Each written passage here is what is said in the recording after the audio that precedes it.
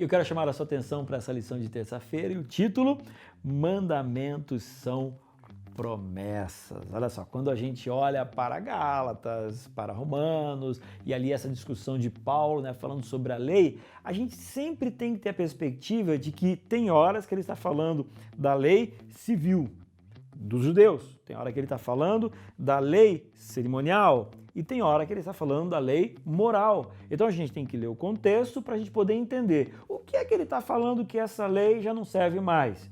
E por que agora essa lei, ele está falando que essa lei ela é importante? Por isso que eu já falei outras vezes, e eu repito agora para você, você não pode pegar esse assunto de leis, aliança, pela perspectiva de Paulo, apenas por um versículo. Porque como ele fica caminhando o tempo inteiro em várias explicações e comentários, você tem que olhar o todo para você entender exatamente o que é que ele está querendo colocar. É muito claro.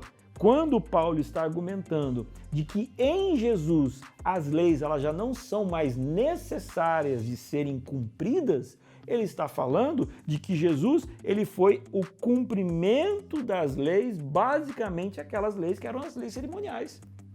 E as civis? Muito mais. Porque a partir do momento que os judeus deixam de ser o povo de Deus nesta terra, um monte de questões civis elas caem por terra.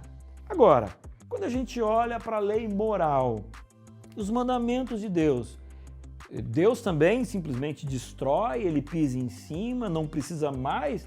Afinal, a lei moral é mais ou menos parte da revelação do caráter de Deus.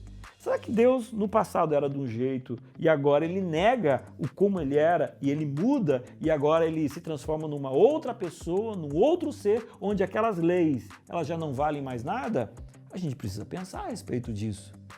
Quando a gente olha para lei moral, a gente precisa entender de que naquele momento, no Sinai, quando Deus voltou a revelar a lei para o ser humano. Por que eu falei voltar? Porque essa lei, ela era uma lei eterna.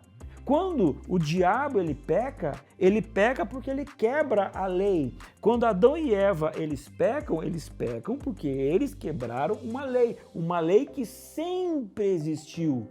Agora, quando vem Jesus, ele mais uma vez ratifica, ele fortalece, não como instrumento de salvação, mas como instrumento de reflexo do que está acontecendo no meu coração.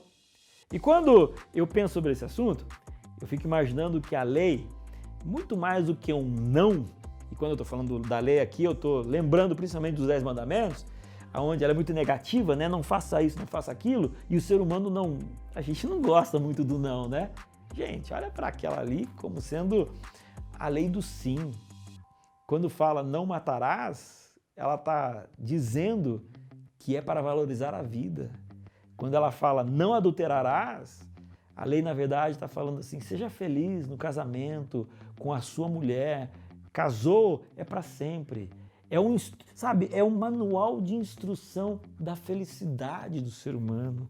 Por que tantas pessoas insistem em dizer que todos esses preceitos, que de alguma forma refletem o caráter de Deus, na verdade hoje não servem mais para absolutamente nada? Será que esses valores todos caíram por terra? Não. Deus é um, desde a eternidade até agora. Ele sempre foi aquele que nos ofereceu a salvação. Mas se nós queremos refletir quem Ele é importante também refletirmos aquilo que Ele deseja para cada um de nós. E para isso, a lei é muito importante. Deus te abençoe hoje.